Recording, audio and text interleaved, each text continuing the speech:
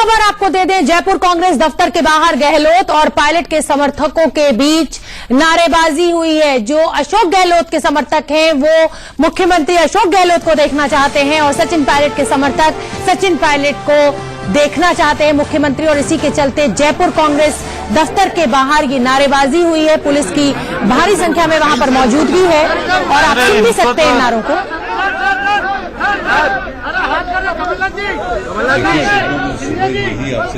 जयपुर कांग्रेस दफ्तर के बाहर से मनु शर्मा, मनीष जी हमारे सहयोगी जुड़ गए। मनु, इसी बात का डर था कि कांग्रेस ने जिस एकता को पूरे चुनाव प्रचार में दिखाया है, अब कहीं नतीजों के बाद वो पोल खुल ना जाए या फिर से कहीं दो फाड़ ना हो कांग्रेस।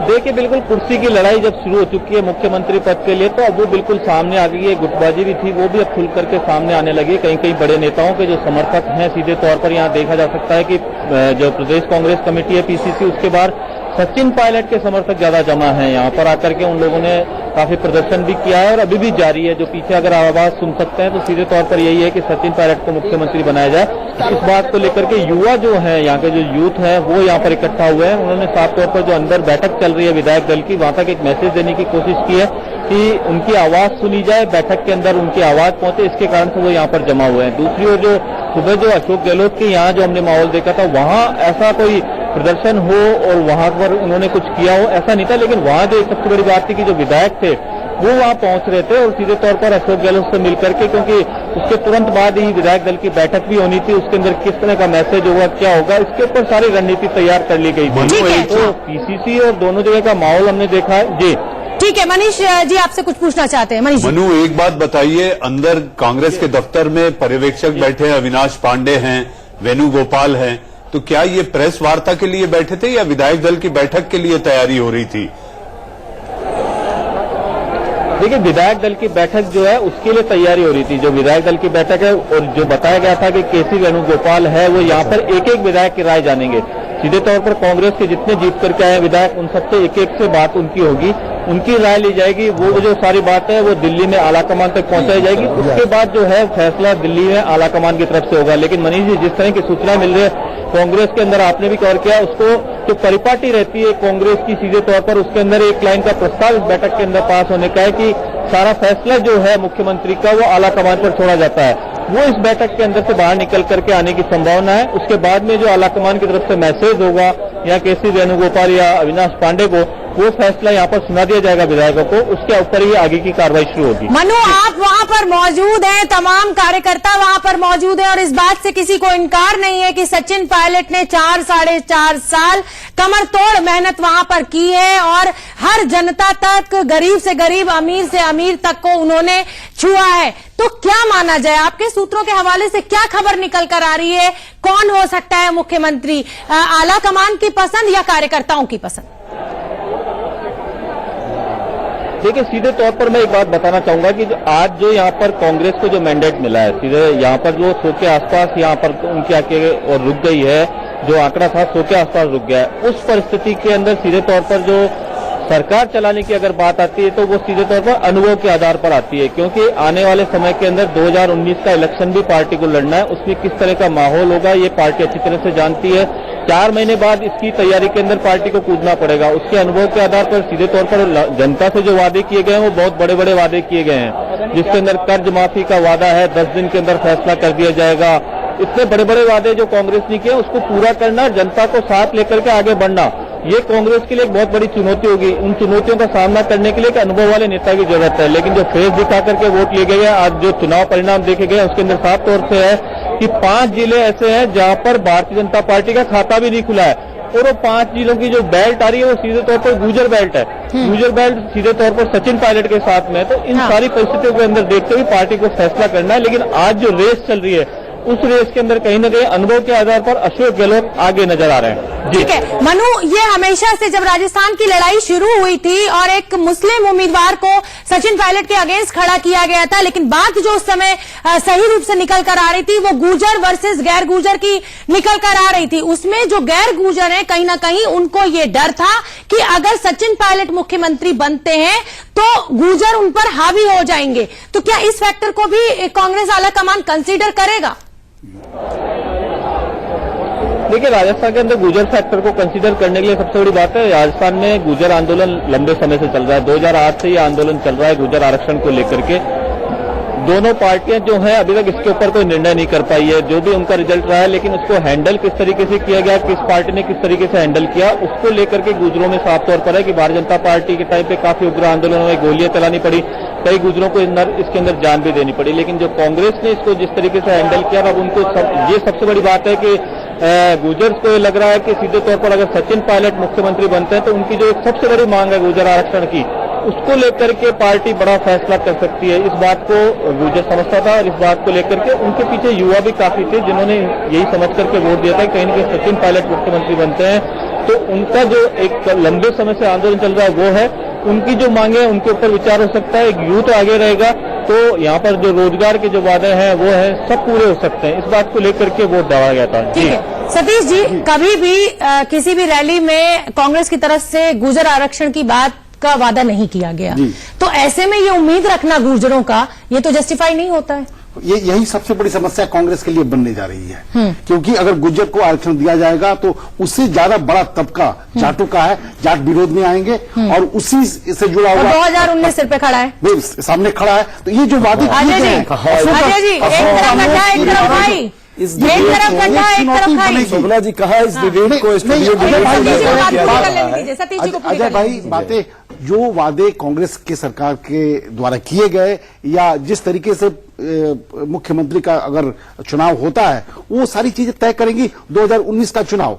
अगर गुर्जर नेता के रूप में अगर सचिन पायलट की आइडेंटिटी हम ये नहीं कर सकते केवल गुर्जर नेता के रूप में, उनकी एक्सेप्टेबिलिटी यूथ के बीच में भी है और एक क्रॉस जातीय समीकरण के बीच में भी है, और हमको लगता है कि आला कमान की भी पसंद होनी चाहिए। अजय जी बताइए, खजाने खाली हैं, किसानों से वादा कर दिया है, किसान कार्ड पर सरकार भी बना ली है, बहुमत भी गिरते पड़ते छू ही लिया है, क्या करेंगे? मुसीबतें एक तरफ गड्ढा एक तरफ खाई। हम जुमले नहीं पढ़ते, हमने जो किया है और जो कहा है वो संकल्प है, वो हमारी प्रतिबद्धता है और उस प्रतिबद्धता को जनता के हित में जो होगा करेंगे और ईमानदारी से करेंगे।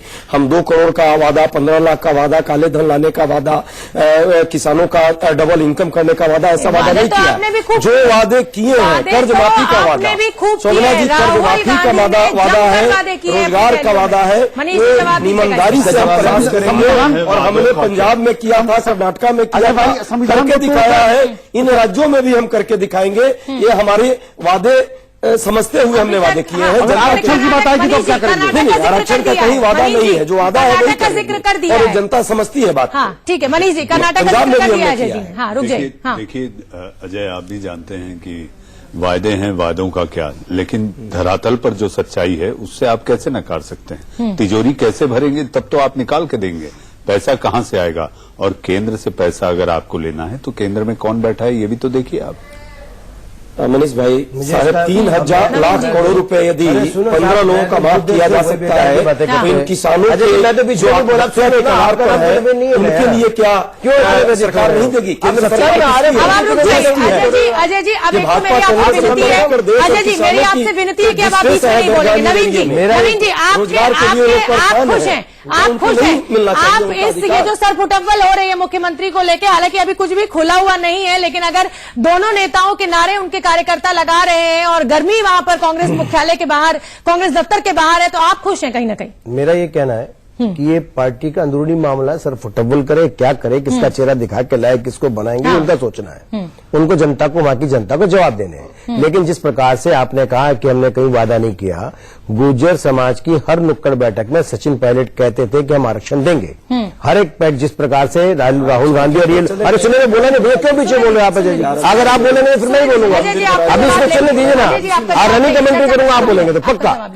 मेरा ये कहना है कि आप मुझे ये बताइए, आपने कहा कांग्रेस लगातार कहती रही 10 लाख रोजगार हर महीने देंगे, कहां से देगी राज्य सरकारों में? इन्होंने कहा बिना कोई टैक्स लगाए किसानों का कर्जा माफ कर देंगे। आपने कहीं नहीं किया, आपने पंजाब में कहा किया, आपने कर्नाटक में कहा किया, आप झूठ बोलने के लिए आप लोगों को झूठ बोल दीजिए।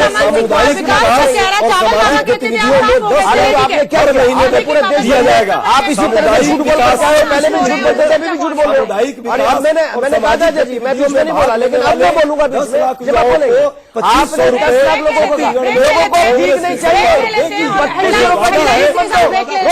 रुकना पड़ेगा ब्रेक के लिए, पर उससे पहले नजर इस समय की हेडलाइंस पर। इस समय की बड़ी खबर आपको दे दें, छत्तीसगढ़ में राहुल गांधी की बड़ी पहल, कार्यकर्ताओं से मुख्यमंत्री की पसंद पूछ रहे हैं। शक्ति ऐप के जरिए कर रहे हैं कार्यकर्ताओं से बात, जीत की बधाई देकर पूछ रहे हैं कि मुख्यमंत्री का नाम बताइए।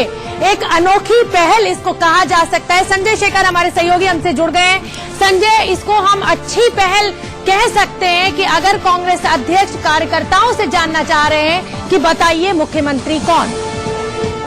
जी, निश्चित तौर पर और इसको लेकर के छत्तीसगढ़ के कार्यकर्ताओं में खासा उत्साह भी है।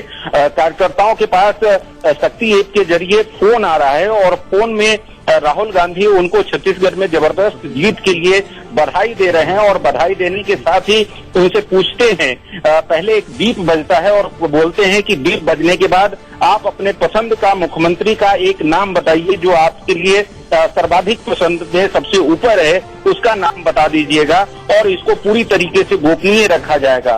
तो इस तरीके से एक व्यापक सर्वे कार्यकर्ताओं के साथ किया जा रहा है पूरे छत्तीसगढ़ में और मुझे लगता है और यहाँ नेताओं का कहना है कि उसमें जो नाम उभर करके सामने आएगा, जो कार्यकर्ताओं के सर्वाधिक पसंद के नाम होंगे, उसी नाम पर आज रात में संजय, आपका सर्वे क्या कह रहा है? छत्तीसगढ़ में आपका सर्वे क्या कह रहा है? कौन बनने जा रहा है मुख्यमंत्री? आपके सूत्रों के हवाले से हम खबर जानना चाहते हैं।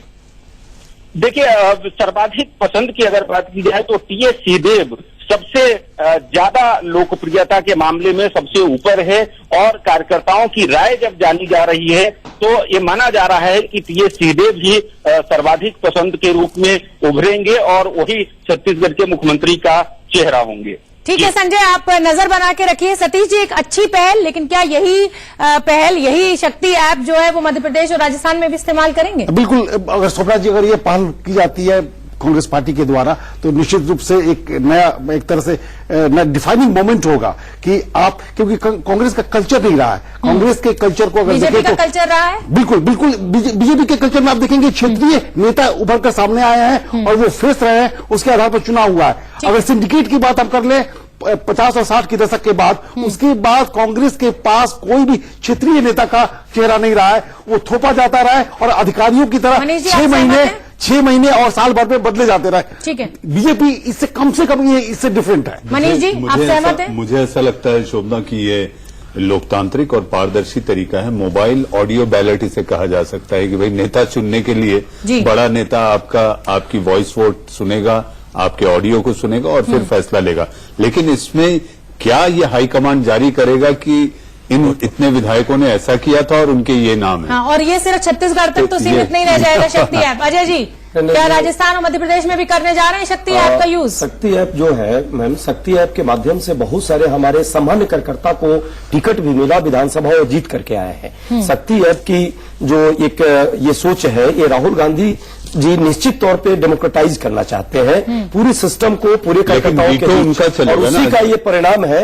इसको सच बात है, ये अपने आप में कार्यकर्ताओं की जीत जो उन्होंने कल भी बोली थी, आप सबने देखी होगी, आज उन्हीं कार्यकर्ताओं के चॉइस की बात की जा रही है। इससे बड़ा प्रजातांत्रिक व्यवस्था इसके बाद भी यदि सभी राज्यों में आप देखिएगा, सभी राज्यों में कुछ समय में आप अपने वर्कर से, वहां जो आपके भोपाल में और जयपुर में बैठे हुए लोग हैं, आप थोड़ी देर में उनसे भी आप चर्चा करेंगे। निश्चित तौर पर ये सब जगह जा रहा है और सभी जगह से ये छत्तीसगढ़ में एक बड़ा अजीब संयोग है। आखिर मुख्यमंत्री कौन बनेगा ये तय है, वो नाम जो इनिशियल्स आएंगे वो टीडीएस होगा, या तो त्रिभुवनेश्वर सिंहदेव होंगे या ताम्रध्वज साहू होंगे। मामला टीडीएस का। हाँ, इस पर सस्पेंस बना हुआ है। नवीन जी, बनाइए कोई शक्ति ऐप जैसी कोई चीज। मुझे मालूम नहीं कि कांग्रेस के मेरे मित्र किस किस ऐप की अभी चर्चा कर रहे हैं लगातार। जनमानस को तो समझने के लिए इनके कार्यकर्ताओं ने पहले ही बता दिया, लगातार बोल रहे हैं। और उसके बाद ठीक है, वो कांग्रेस का अंदरूनी मामला है। पारदर्शिता तो सबके सामने नजर आ रही, कौन किसको क्या चाहता है। जो आपने वायदे करे थे जनता से, वही आपका रुझान होना चाहिए। दूसरी बात, अगर आप वो मुख्यमंत्री बनने की बात कर रहे हैं, 4 साल में अपने वायदे, मुख्यमंत्री तो राज्य का होगा ना, कांग्रेस कार्यकर्ताओं को तो मुख्यमंत्री नहीं होगा। आप कांग्रेस कार्यकर्ताओं को तय करके पूछ रहे मुख्यमंत्री नहीं होगा, क्या मतलब सर? जब जो जीत जाता है मुख्यमंत्री पूरे राज्य का होता है, प्रदेश का होता है, हाँ। वो प्रदेश की जिम्मेदारी होती है, उसके लिए ये नहीं हो सकता कि किसी पार्टी का मुख्यमंत्री। ठीक है, अभी तक कोई नहीं। चलिए ठीक है, आप सभी बने रहिए, आप सभी बने रहिए। समय की थोड़ी सी पाबंदी है अजय जी, समय की थोड़ी सी पाबंदी है, रुकना पड़ रहा है। एक छोटे से ब्रेक के लिए फौरन हाजिर हो रहे हैं और चर्चा के सिलसिले को आगे बढ़ाएं। परिवर्तन की राजनीति है। इंडिया न्यूज पर आपका स्वागत है। आपके साथ मैं हूं राकेश पांडे। 5 राज्यों के चुनाव परिणाम पूरी तरीके से सामने है और इसके बाद अब सियासी सरगर्मियां उफान पर है। एमपी में कांग्रेस नेता कमलनाथ तब से थोड़ी देर पहले गवर्नर से मिले, मुलाकात उन्होंने की, सरकार बनाने का दावा पेश कर दिया। कमलनाथ के साथ दिग्विजय सिंह भी मौजूद थे, ज्योतिरादित्य सिंधिया भी मौजूद थे। कांग्रेस एमपी में सबसे बड़ी पार्टी के तौर पर उभरी है। इधर मायावती ने एमपी और राजस्थान में समर्थन देने का ऐलान कर दिया। बीएसपी के बाद एमपी में एसपी ने भी कांग्रेस को समर्थन देने का ऐलान कर दिया, यानी सपा बसपा का साथ कांग्रेस के साथ है। इस बीच बीजेपी ने कहा है कि वो एमपी में कोई दावा पेश नहीं करेगी। शिवराज सिंह चौहान बाकायदा पहले उन्होंने अपनी बातचीत रखी और उसके बाद पहुंचे गवर्नर के पास, उनसे मुलाकात की और इस्तीफा सौंप दिया। इस पर हम आगे बातचीत भी करेंगे। अपडेट अब तक का यही है कि स्थिति पूरी तरीके से साफ है, लेकिन सीएम के नाम को लेकर स्थिति अभी साफ नहीं है, सस्पेंस बरकरार है। छत्तीसगढ़ में राहुल गांधी कार्यकर्ताओं से बातचीत कर रहे हैं।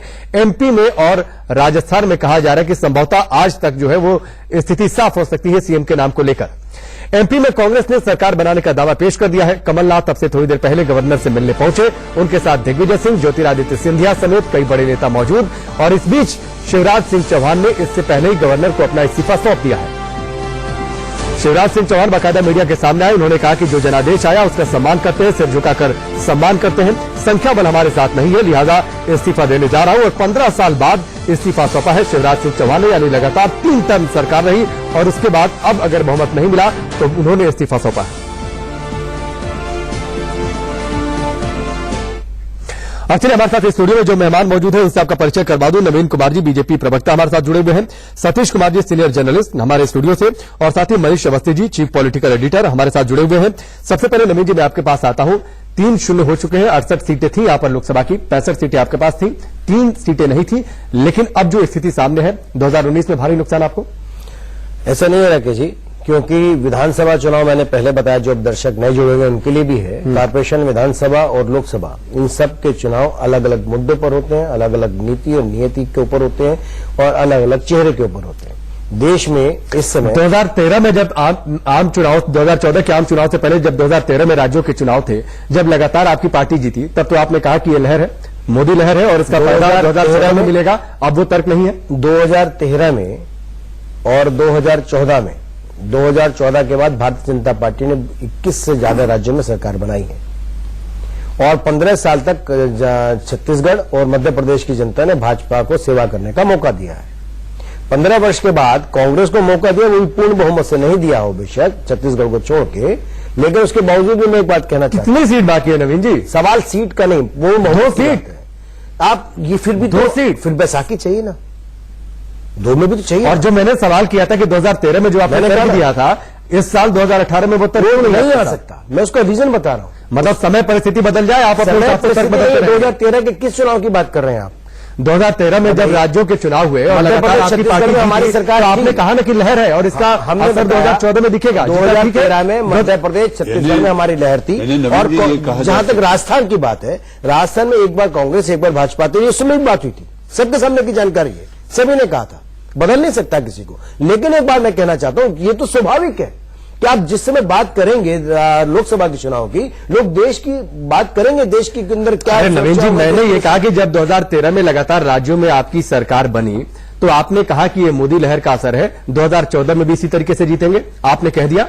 अब 2018 में जब आप चुनाव हारे तो 2019 में आप कह रहे हैं इसका कोई असर नहीं पड़ेगा, कोई फर्क नहीं पड़ेगा। एक छोटा सा मुझे जवाब बता दो सर, मनीष भाई आपसे, आप इसका विश्लेषण कर दीजिएगा। तो 2 विश्लेषण करने के लिए कह रहा हूं मैं इसलिए कह रहा हूं कि 2013 15 साल भारतीय जनता पार्टी की छत्तीसगढ़ मध्य प्रदेश में सरकार रही है, वहां पे जनता की सेवा की है। चलिए आप सीधा जवाब नहीं देंगे तो एक कमेंट मनीष जी आपका, उसके बाद मनोज सिन्हा से बातचीत हुई है वो सुनवाएंगे। देखिए ऐसा है राकेश, नवीन भाई जो कह रहे थे, मेरा ये मानना है कि अगर 2013 में मोदी नाम के लहर की हवा थी तो नवीन जी ये इंटरव्यू के बाद जो अभी राकेश कह रहे हैं कि दिखाना है, क्या अभी ये कहा जाए कि हवा निकल गई है? बिल्कुल भी नहीं। किसने कहा? राकेश जी, ये किसने कहा? मैं तो फिर भी कह रहा हूं, देश की जनता लगातार मोदी सरकार को चाहती है, जानती है उसकी 2013 में नहीं, लेकिन आप ये मानते हैं कि लहर जहर होती है, उसके बहकावे में नहीं जाना चाहिए। जनता अपना जनादेश जो होता है राकेश भाई, वो तय करता है। अगर आपसे उकता जाएगी तो वो बदल देगी। बिल्कुल, ये लेकिन सारे विकास के तमाम मुद्दे पर देखिए, आज जनता किस पे जाएगी? विकास के मुद्दे पर जाएगी ना। मोदी सरकार ने जितना विकास किया, इस पर चर्चा करे ना कोई। हम चलिए नवीन जी, ये सवाल अभी जारी रहेगा। इस बीच मनोज सिन्हा से बातचीत हुई है, हमारे सहयोगी राकेश ने बातचीत की है, वो सुनते हैं उन्होंने क्या कुछ कहा है। साफ तौर पर उन्होंने कहा कि जहां हार की बात है उसकी समीक्षा होगी, सुनिए। चुनाव में कई कारण होते हैं, स्थानीय मुद्दे भी प्रभावी रहते हैं, और 15 वर्षों से हम 2 राज्यों में सरकार में थे, तो मुझे लगता है कभी कभी जनता के मन में आता है कुछ बदल करके देखें, लेकिन जो भी कारण है उसकी समीक्षा करेंगे। 2019 में इसका असर पड़ेगा? मैं नहीं मानता हूं कि 2019 में इसका असर पड़ेगा। कर रहे हैं कि अहंकार हार गया। हाँ, क्योंकि कांग्रेस के पास लंबे समय तक अहंकार रहा है, इसलिए उनको अहंकार ही दिखाई पड़ेगा। अब सतीश जी आपसे जवाब, ये वाकई ये तो सही बात है कि बीजेपी ये मानेगी नहीं किसी भी हाल में कि 2019 पर इसका कोई असर पड़ेगा। अलग अलग अब ये लॉजिक दिए जाएंगे कि विधानसभा चुनाव अलग होते हैं, लोकल मुद्दों पर लड़े जाते हैं, बात भी ठीक है, लेकिन अगर एक समय आप तर्क दे रहे हैं जब आप जीत रहे हैं तब तो इसका असर आगे पड़ेगा, हार गए तो इसका असर आगे नहीं पड़ेगा। राकेश भाई, निश्चित रूप से इसका असर तो पड़ेगा क्योंकि इलेक्ट्रल पॉलिटिक्स है, लेकिन वोटिंग बिहेवियर भी हम ये जानते हैं कि विधानसभा और लोकसभा में अलग अलग होता है। अगर हम ये मोदी लहर की बात, जब जो चर्चा हो रही थी कि 2013 में मोदी लहर, वो लहर नहीं था, क्योंकि क्षेत्रीय आधार पर देखें 2003 से बीजेपी वहां पर जीत रही थी, और परसेंटेज ऑफ वोट देखेंगे, सीट देखेंगे तो 2003 में, फिर 8 में, फिर 13 में, तो 13 में अगर लहर होती तो 2008 में कैसे जीत गए होते, फिर 2003 में कैसे जीत गए होते। ये सारे चीफ मिनिस्टर तो 13 में जीतने के बाद दिल्ली आ गए, तकरीबन मोदी के साथ ही, मोदी उस समय गुजरात के चीफ मिनिस्टर थे और बाकी ये लोग अलग अलग राज्यों के चीफ मिनिस्टर थे, तो उनकी अपनी वजूद थी, एक अपना पहचान था। तो निश्चित रूप से दूसरी जो महत्वपूर्ण बात है कि इस चुनाव में हार के कारण से जो मतों में बदलाव आएगा और जो समीकरण बनेंगे, अलायंस जो बनेगा, उसका असर बीजेपी पर, बीजेपी के वोट पर पड़ेगा, और वो जो 65 सीटें इन 3 राज्यों से आती हैं वो घट सकती हैं, और वो घटकर नहीं सतीश जी, एक बात और भी है बड़ी महत्वपूर्ण, क्योंकि जनता आकलन करने में माहिर है ना। हम माहिर है। अभी जिस प्रकार से कांग्रेस जनता ने बिना आकलन किए वोट दे दिया, मैं कहना चाहता हूँ, बिना आकलन के वोट दे दिया। मैं बताता हूँ, अभी जनता ने जो वोट दिया, कांग्रेस ने 2 बड़े महत्वपूर्ण वादे किए। कांग्रेस के मित्रों से मैं लगातार पूछ रहा हूं, भैया मेरी बात तो पूरी होने दो। कांग्रेस ने यह कहा कि हम 10 लाख रोजगार हर महीना देंगे, जगह जगह राहुल जी ने बोला, राजस्थान में सचिन पायलट जी ने बोला गुजरों को आरक्षण देंगे। जब जितनी नुक्कड़ सभाएं हुई, उन्होंने कहा बिना कोई कर्ज लगाए चिंता मत करिए, हम किसानों का कर्ज माफ कर देंगे, बिना कोई ब्याज लगाए, लोगों पे टैक्स लगाए। तो मुझे बताइए कि ये किस आधार पे की? केवल वोट हासिल करने वायदे तो आपने किया अपने हिसाब से, 5 महीने में उन्होंने वायदे किए अपने हिसाब से, जिसके आधार पर वो जीत सकते थे। आपने भी अपना घोषणा पत्र तैयार किया, आप भी अपने वादों को लेकर जनता के बीच गए, आप भरोसा नहीं जगा पाए, कांग्रेस भरोसा जगाने गई और वो जीत गई। 5 महीनों में अगर कांग्रेस के पास किसी कहने के लिए मौका हो तो वायदे तो आपने भी किया ना, चाहे 2013 के चुनाव रहे हो, 2014 के चुनाव रहे हो, उसके बीच में जितने चुनाव रहे हो। और कल मनीष जी जो हम जिक्र कर रहे थे कि अब ये हार इसलिए भी नहीं, देखिए 20 बड़े सवाल हम स्क्रीन पर लगातार दिखा रहे हैं, नतीजों के बाद जो 20 बड़े सवाल हैं, और इन 20 बड़े सवालों पर भारतीय जनता पार्टी को मंथन करना चाहिए, क्योंकि अगर इन 20 सवालों का जवाब नहीं खोजा तो वाकई 2019 में मुश्किल स्थिति हो सकती है। क्योंकि मनीष जी कल हम लगातार जो जिक्र कर रहे थे कि 2014 में नरेंद्र मोदी ने सत्ता संभाली और उसके बाद छत्तीसगढ़ में जिस तरीके से हार हुई है, लगातार 3 साल सरकार, छत्तीसगढ़ जब से बना 50 से ज्यादा सीटें मिली नहीं किसी पार्टी को। इस बार इतने प्रचंड बहुमत के साथ वहां पर कांग्रेस की वापसी हुई है, इतनी बड़ी और करारी हार। देखिए, बात वही हो रही है कि अति आत्मविश्वास और उसके साथ साथ अहंकार और तिरस्कार। इस बीच मनीष जी जरा एक अपडेट है वो दे दे कि शिष्टाचार मुलाकात के लिए कमलनाथ पहुंचे हैं शिवराज सिंह चौहान से, और हमने इससे पहले सूत्रों के हवाले से खबर बनाई थी कि कमलनाथ सीएम हो सकते हैं, और जिस तरीके से परिस्थितियां आगे बढ़ रही हैं, क्योंकि ये शिष्टाचार मुलाकात तो कम से कम जो सीएम होने जा रहे हैं वही करेंगे, तो कमलनाथ पहुंचे हैं शिवराज से मिलने के लिए। एक कमेंट इस पर आपका मनीष। देखिए, मैं ये मानता हूं कि मध्य प्रदेश में जैसे अपन कल से बात कर रहे हैं लगातार, मध्य प्रदेश के 2 अजीब संयोग मुझे दिखाई देते हैं। मध्य प्रदेश में बाबा महाकाल का स्थान है उज्जैन में, जहां चलता है शिव का राज, और शिव के राज में कमल का खिलना तय था, जिसपे हम बात कर रहे थे कि ये अजीब संयोग है जो बीजेपी के बहुत नजदीक दिखाई देता है। बस फर्क यह है कि कमल में नाथ जुड़ जाता है, जो कांग्रेस के लिए दीनानाथ दिखाई देते हैं। ये आपने अच्छा संजोग जोड़ा। अच्छा, जो इससे पहले सवाल मनीष जी मैंने आपसे किया था कि इतनी बड़ी और करारी हार छत्तीसगढ़ में 50 से ज्यादा अब तक किसी को सीटें नहीं मिली थी। इस बार जो है कांग्रेस सीटें लेकर आई और एक बड़ी अच्छी पहल भी हुई है कि छत्तीसगढ़ में बाकायदा राहुल गांधी का फोन जा रहा है, रिकॉर्डेड संदेश ही सही, लेकिन कार्यकर्ताओं से पूछ रहे हैं कि बताइए आप किसको सीएम के तौर पर देखना दिल्ली में भी ऐसी हो, और जबकि दिल्ली के अंदर तो विनाश हो गया जब से केजरीवाल। मनीष जी से जवाब दिलाता हूं। राकेश, मैं ये मानता हूं कि छत्तीसगढ़ में जिस तरह से वनवासी कल्याण आश्रम और परिषद ने जो काम किया, वो सारी चीजें भी कहीं ना कहीं उनके कार्यकर्ता या कैडर में थोड़ा सा एक रोष था, क्योंकि अति आत्मविश्वास और संघ की बात को दरकिनार करते हुए उनके दी हुई सूची में कि कौन, देखिए सूची बनती है पहले, संघ की तरफ से प्रचारक की तरफ से प्रांत प्रचारक की एक सूची आती है, बीजेपी का अपना इंटरनल सर्वे होता है, फिर वहां के जिला अध्यक्ष से बात होती है। तो इन सारी सूचियों में संघ ने जो नाम सुझाए वो एक बड़ी गलती, उसको दरकिनार किया, उस पर गौर नहीं किया गया। और उसके साथ साथ रमन सिंह का जो अति आत्मविश्वास था कि यहां तो जीत तय है, चावल वाले बाबा, तो उन्हें ऐसा लग रहा था कि वो जो धान का कटोरा है जिससे उन्हें जोड़ के देखा जाता है, वो वाकई अपने आप में एक चमत्कारिक और जादुई छड़ी का कटोरा है जिससे वो जीत जाएंगे, और यही उन्हें घातक साबित हुआ, भस्मासुर हो गया। एक सतीश जी मैं आता हूं। नवीन जी, ये आपको लगता नहीं है वाकई ये बात, इस बात में दम तो है कि अति आत्मविश्वास, संघ जिसमें भी ड्राइविंग फोर्स पर रहा, फ्रंट फुट पर रहा, आपने वो चुनाव जीते, इसके बावजूद संघ की कुछ बातों को वहां पर लगातार दरकिनार किया गया। देखिए, मुझे जो मनीष जी ने पहले भी कहा, मैं इसका जवाब दिया कि भाई ये इस सब चीजों का आकलन होना चाहिए और भारतीय जनता पार्टी आकलन करेगी। मानते हैं कि नहीं ये गलती रही? क्या हुआ अभी तो आपने बताया ना, बहुत सारी चीजें मुझे नहीं जानकारी नहीं है कि कहां पे क्या हुआ क्या नहीं, लेकिन मैं इतना जरूर कहता हूं कि जब चिंतन में होगा तो सारी चीजें सामने आएंगी, और कहां कमी रही तभी तो हम हारे, अगर कमी नहीं रहती तो हार करने की जरूरत है। हाँ, गलतियां हैं, उसको उसका मंथन यहाँ पर उसको सुधारने की आवश्यकता है। यहाँ पर राकेश भाई एक महत्वपूर्ण बात करना चाहूंगा कि भारतीय राजनीति में जो परिवर्तन इधर हाल के दिनों में हो रहा है, विशेषकर इस विधानसभा चुनाव में, इंडियन इकोनॉमी, मतलब किसानों को हम लगातार सब्सिडी के आधार पर पंगु बनाते जा रहे हैं, उनको मजबूत बनाने की बात कोई नहीं कर रहा है। सतीश जी, इस बात को लेकर नीति आयोग ने भी आपत्ति जताई। जी, बिल्कुल इस तरह से राजनीतिक दल बचे किसानों को बिल्कुल, ये एक मुसीबत आने जा रही है। हमने तो उनको स्वावलंबी बनाने का काम किया ताकि किसान बीजेपी की गलतियां हुई हैं, वादे किए गए हैं, वादे पूरे नहीं हुए, जनता नाराज हुई है और उसके कारण से वोट दी है। पूरा का पूरा संपत्ति अभी भी गांवों में 67 से 70% की आबादी अलग अलग राज्यों में रहती है। फायदे, सारे सुख सुविधाएं शहरों तक सिमटते जा रही हैं, गांव में कुछ नहीं पहुंच रहा है, लेकिन किसान बेहाल है। ये बात तो सतीश जी ठीक है, और आप नवीन जी कह रहे हैं कि ठीक है, अब 15 साल आपके पास मौका था, अगर किसानों की स्थिति बेहतर कर दिए होते, अगर किसान कर्ज के बोझ तले दबे नहीं होते, तो कांग्रेस का ये जो चुनावी वादा है वो किस काम आता?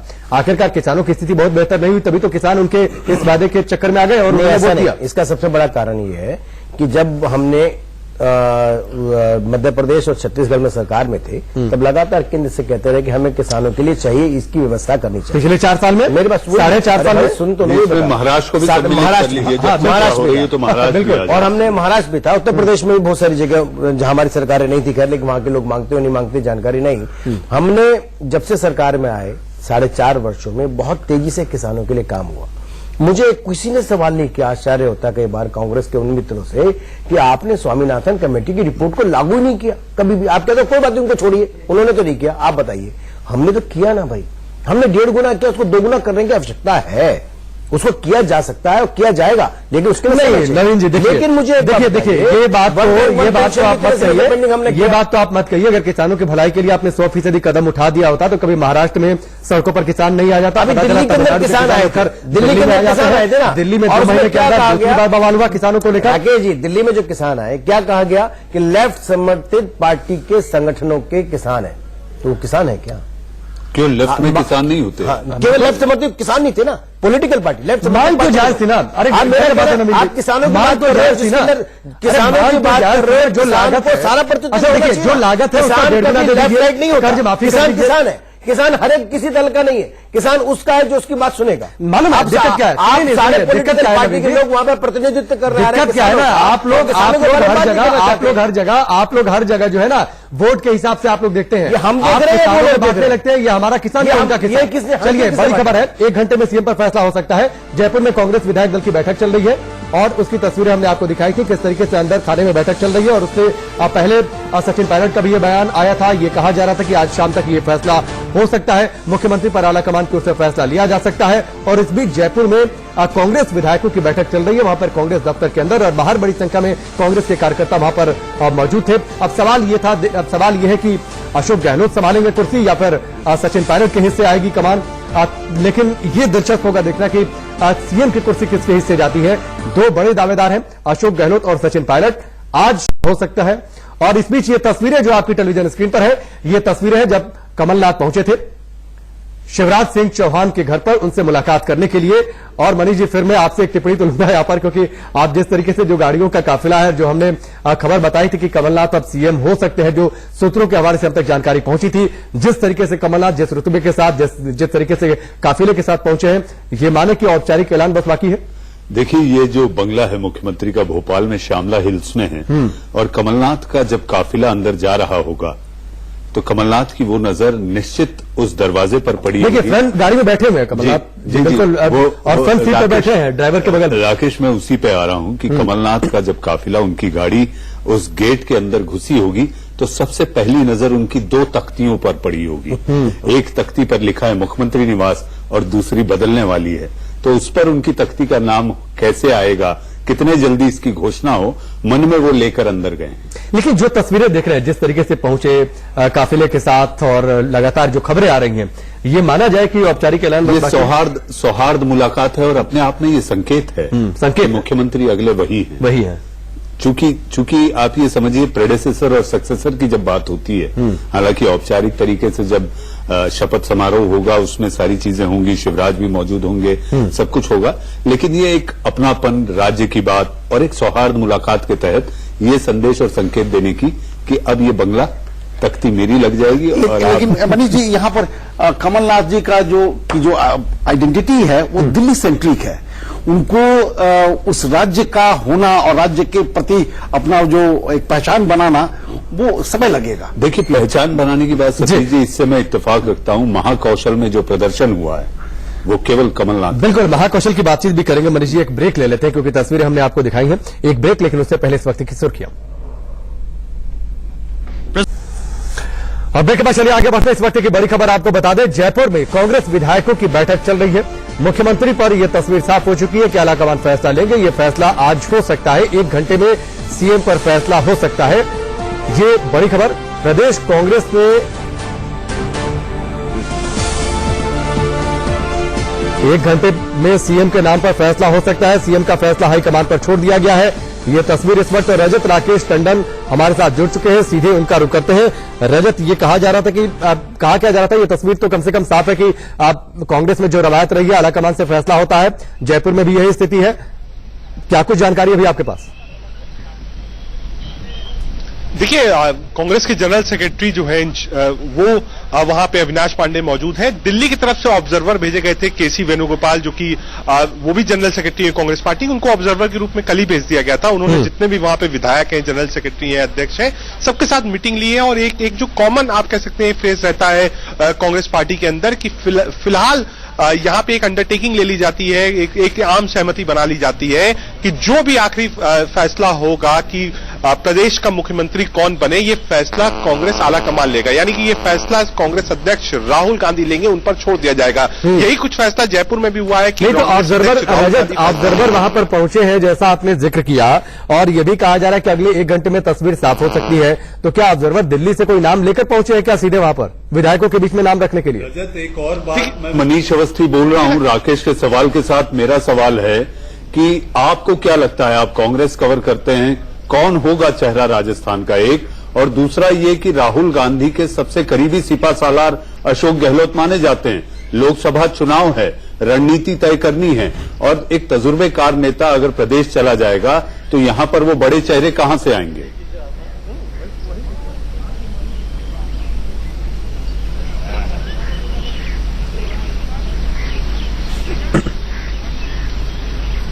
रजत, आवाज आ रही है? आवाज नहीं मिल रही, अगर आप अपना हाँ बिल्कुल आ रही। राकेश, पूछिए आप सवाल। रजत, एक मेरा सवाल ये था कि आमतौर पर ऐसा होता है कि जैसे छत्तीसगढ़ में हो रहा है कि राहुल गांधी कार्यकर्ताओं से राय जान रहे हैं, तो यहां पर राय जानने की कोशिश हुई है या फिर ऑब्जर्वर जैसा आपने जिक्र किया सीधे तौर पर नाम लेकर दिल्ली से पहुंचे हैं, वहां पर विधायकों की राय जानी जाएगी नाम सामने रखकर।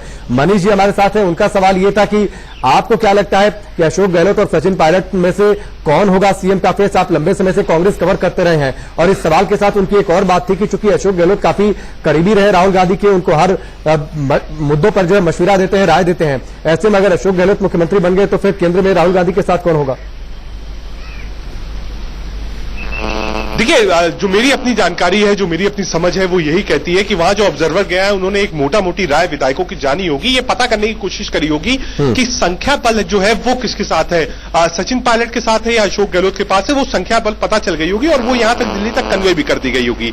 वहां पे भी राजस्थान में जो स्थिति है, अभी 99 सीटें हैं जो जहां तक मेरी जानकारी है फाइनल टैली की, या कि बहुमत से आप एक दूर है, अभी आपके पास बहुमत नहीं है, एक सीट आपको और चाहिए होगी। जो बीएसपी के विधायक हैं, इंडिपेंडेंट्स हैं, कांग्रेस के रेबल्स हैं जो जीत गए हैं, वो आपको बीएसपी ने तो ऐलान कर ही दिया है समर्थन देने का। बिल्कुल, लेकिन कोई भी मुख्यमंत्री कभी नहीं चाहता है कि एग्जैक्ट नंबर के साथ हो, तो मुझे लगता है कि कम से कम 100 के ऊपर 10 से 12 विधायक और कांग्रेस पार्टी रखनी चाहिए जिसमें कि एक स्टेबल गवर्नमेंट 5 साल चले। अगर 130-135 का आंकड़ा होता तो उस वक्त सचिन पायलट के ऊपर कोई क्वेश्चन मार्क नहीं होता कि वो मुख्यमंत्री बनने जा रहे हैं। राहुल गांधी की चॉइस सचिन पायलट थे, उनको अध्यक्ष बनाकर यहां से भेजा गया था। पहले आप कह सकते हैं अगर कांग्रेस के राहुल गांधी की चॉइस के रूप में कोई गया था तो सचिन पायलट गए थे, लेकिन इस वक्त जो सिनेरियो है, पॉलिटिकल सिनेरियो है, वो बिल्कुल नेक टू नेक है। ऐसे में जो विधायकों की राय होगी वो भी अहम होगी और अशोक गहलोत एक बड़े नेता है, राजस्थान के मुख्यमंत्री रह चुके हैं, पिछली बार भी दिल्ली से ही गए थे, तो कांग्रेस को ये सोचना होगा। रजत आपके पास मैं लौट कर आता हूं, आपके पास मैं लौट कर आता हूं, एक ब्रेक है, ब्रेक के बाद भी रजत आपसे और जानकारी लेंगे और साथ ही मनीष जी का भी सवाल है वो भी लेंगे।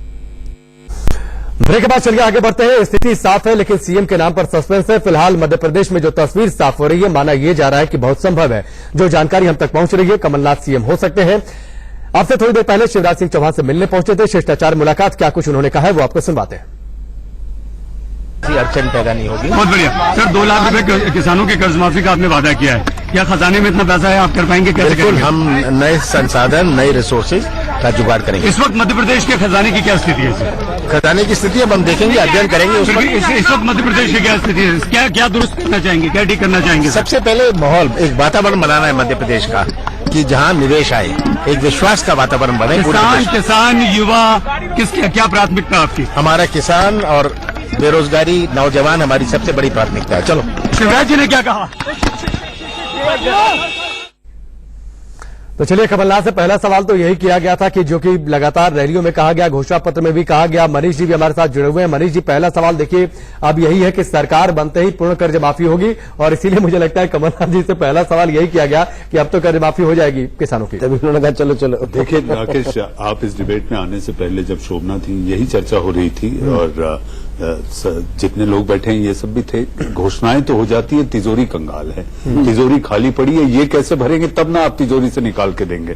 लेकिन चूंकि रजत अभी खड़े हैं, मेरा सवाल रजत से, रजत कांग्रेस एक प्रयोग कर रही है छत्तीसगढ़ में, शक्ति ऐप के जरिए वो विधायकों से राहुल गांधी बात कर रहे हैं, तो क्या ये राजस्थान और मध्य प्रदेश के लिए भी किया जाएगा?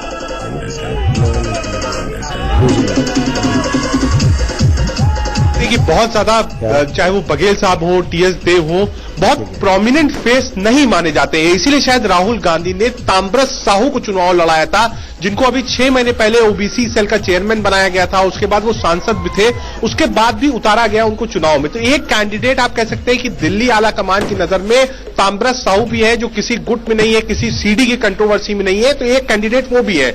लेकिन बघेल जिस कम्युनिटी से आते हैं उसके भी लगभग 9 से 10% वोट है, एक फाइटर के रूप में बघेल को देखा जाता है, तो इसलिए वहां ऑप्शंस कम है। अगर आप मध्य प्रदेश की बात करिए, मध्य प्रदेश में बिल्कुल ऑप्शन क्लियर है, जिस तरीके से बॉडी मूवमेंट है, जिस तरीके से मूवमेंट है कमलनाथ का, जिस तरीके से। चलिए रजत, आपके पास मैं लौट कर आता हूं। जयपुर से बड़ी खबर है, कांग्रेस विधायक दल की बैठक वहां पर खत्म हो गई है। मुख्यमंत्री पर आला कमान फैसला लेंगे, ये तस्वीर पहले से ही लगातार कहा जा रहा है, ये तस्वीर पहले से ही साफ है।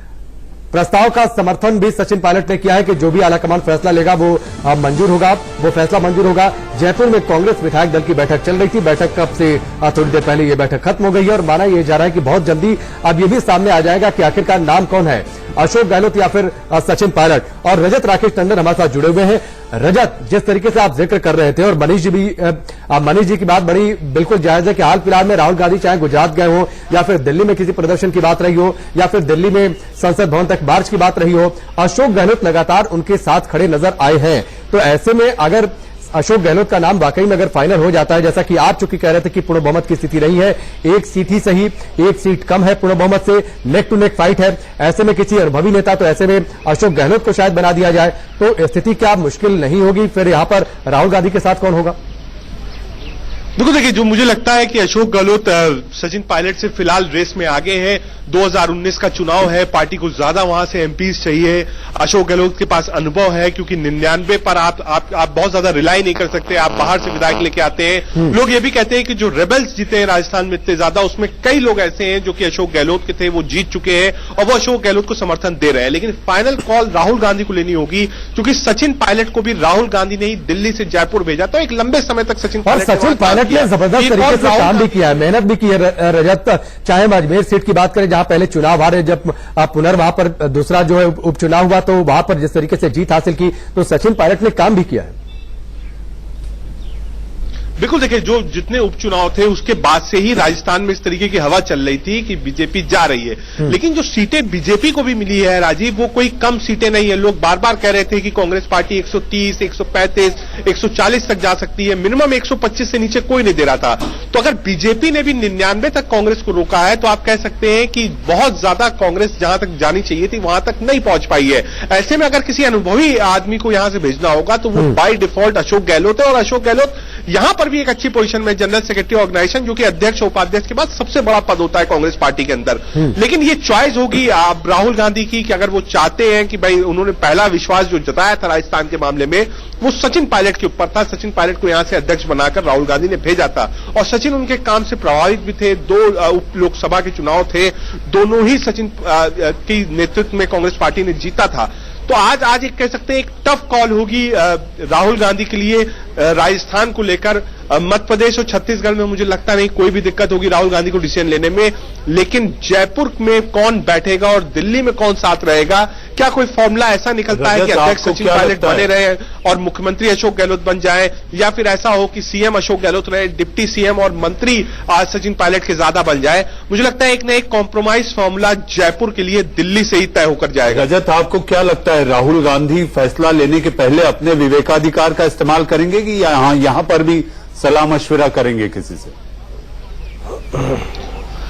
मुझे लगता है कि राहुल गांधी जब भी इस तरीके का फैसला होता है, 2 लोगों को बहुत ध्यान में रखते हैं। एक जो राजस्थान से पहले से जुड़े हों, जिन्होंने उसकी पॉलिटिक्स देखी हो, बात करते हैं। साथ ही साथ इसमें जो भूमिका होगी मनीष जी, वो जनरल सेक्रेटरी इंचार्ज की बड़ी हो जाती है। राहुल गांधी हमेशा जो सेक्रेटरी, जनरल सेक्रेटरी यानी कांग्रेस के जो लोग जो कि वहां असिस्ट कर रहे थे, देख रहे थे, तो इसमें अविनाश पांडे और सेक्रेटरीज की जो भूमिका होगी वो भी हो जाएगी। क्योंकि एक ओपिनियन अविनाश पांडे का भी काम करेगा कि मुख्यमंत्री कौन हो। कांग्रेस अध्यक्ष राहुल गांधी हमेशा सेक्रेटरीज और जनरल सेक्रेटरीज की राय पूछते हैं, चाहे वो कैंडिडेट हो, चाहे वो कैंपेन हो, कैंपेन के दौरान वो साथ में रहे, पीछे न छूट जाए, ये सब चीजें वो देखते हैं। तो एक कॉल मुझे लगता है कि अविनाश पांडे की भी होगी, क्योंकि अगर नेक टू नेक है अशोक गहलोत और सचिन पायलट, तो 50-50% में मुझे लगता है जनरल सेक्रेटरी की भी एक। चलिए, आपके पास मैं आता हूं, रजत आपके पास आता हूं। जयपुर से इस वक्त उदय प्रताप हमारे साथ जुड़ चुके हैं, जो कि सीनियर स्पेशल करेस्पॉन्डेंट हैं। आप उदय, आपके पास जानकारी, विधायक दल की बैठक तो खत्म हो गई है? जी राकेश, अभी इस वक्त विधायक दल की बैठक चल रही है पीसीसी ऑफिस में। मैं पीसीसी ऑफिस के बाहर मौजूद हूं। यहाँ पे 99 विधायक जो कांग्रेस पार्टी के हैं उन सबको बुलाया गया है।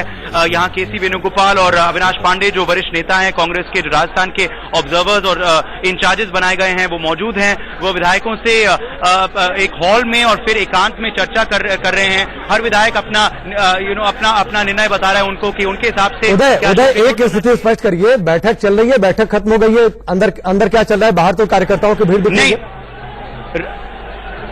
जी बिल्कुल राकेश, अभी बैठक खत्म नहीं हुई है, बैठक चल रही है। हालांकि कुछ विधायक जिनकी राय ली जा चुकी है वो बाहर जरूर आ रहे हैं। विश्वेंद्र सिंह, अभी डी कुमेर के विधायक अभी बाहर आए थे। गिरिराज सिंह मलिंगा भी हैं हमारे साथ। इनफैक्ट हम उनकी राय ले लेते हैं लाइव। राकेश जी, अब हम गिरिराज जी हम लाइव जुड़ चुके हैं इंडिया न्यूज पे, आपसे पूछेंगे फटाफट राय सबकी ली जा रही है, फैसला कब तक आ सकता है? फैसला आ जाएगा कोई 3-4 बजे के आसपास। अच्छा, आपको लगता है जो भी फैसला होगा वो सब स्वीकार करेंगे? सब करेंगे। अच्छा, यहाँ नारेबाजी काफी चल रही है, ये क्या आपकी राय में सही है? नहीं, ये तो गलत है। हम तो किसी के बारे में कोई टिप्पणी नहीं करते हैं। और नारे से क्या होगा? जो करने वाले वो तो ऊपर वाले, उनको कौन देखेगा? नारों से कुछ नहीं होगा, ये कहना है गिरिराज सिंह का। ये विधायक हैं धौलपुर के, और राकेश जी हमें पहले बता रहे थे कि इन्होंने अपनी राय दी है। हालांकि हमें बताएंगे नहीं कि इनकी राय क्या है, मगर वो कह रहे हैं आलाकमान 3 बजे तक निर्णय ले सकता है। मैं आपको फटाफट दिखा दूं, यहाँ पे नारेबाजी लगातार चल रही है। सचिन पायलट के काफी समर्थक यहाँ आ चुके हैं। ये जैसे विधायक दल बैठक शुरू होने वाली थी तब से नारेबाजी कर रहे हैं। हालांकि यहाँ पुलिस प्रशासन काफी बढ़ाया गया है। और जी आप बताइए, ये जो यहाँ पे आप आए हैं, आप कार्यकर्ता है कांग्रेस पार्टी के, आप किसको चाहते हैं? पायलट को एक युवा होना चाहिए सर। यूथ की मांग है, हमने यूथ से तमाम ने, मैं राजेश मीणा थोड़ा दिन से आया हूँ, और हमने वोट किया। मगर क्या ये नारेबाजी फिर सही है? आपके विधायक जी भी कह रहे थे कि जब निर्णय जो है वो विधायक लेंगे और आलाकमान लेगा तो फिर नारेबाजी क्यों? विधायक महोदय कह रहे हैं वो सही है, समर्थक करते ही वो कह रहे हैं नारेबाजी गलत क्यों है? विधायक जी की समर्थन नहीं लगाएगा हमने बाड़ी में जाकर। तो फिर अशोक गहलोत बनेगा तो आप नाराज रहेंगे? नाराजगी नहीं है, लेकिन मौका नए आदमी को मिलना चाहिए।